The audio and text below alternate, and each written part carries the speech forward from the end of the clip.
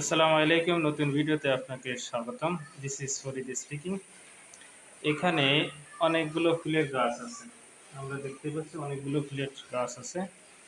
এখন ফুলের গাছ এর ইংরেজি কি বলতে পারবেন? ফুলের গাছ এর ইংরেজি হচ্ছে ফ্লাওয়ার প্লান্ট। অনেকে ফ্লাওয়ার ট্রি বলে।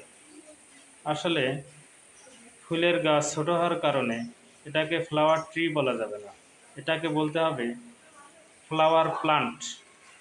ফ্লাওয়ার ট্রি হলো ট্রি, বিশেষ করে বড় ধরনের গাছকে ট্রি বলা হয়, আর ছোট ছোট গাছকে বলা হয় plant.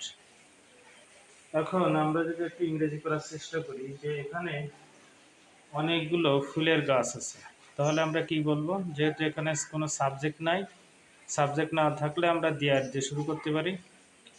There are many flower plant. There are many flower plants. এখানে প্লান্টের সাথে অবশ্যই এস যোগ হবে, যেহেতু মেনি হচ্ছে, তাহলে কি আছে? দেয়ার আর মেনি ফ্লাওয়ার প্লান্টস। ধন্যবাদ সবাইকে। আসসালামু আলাইকুম।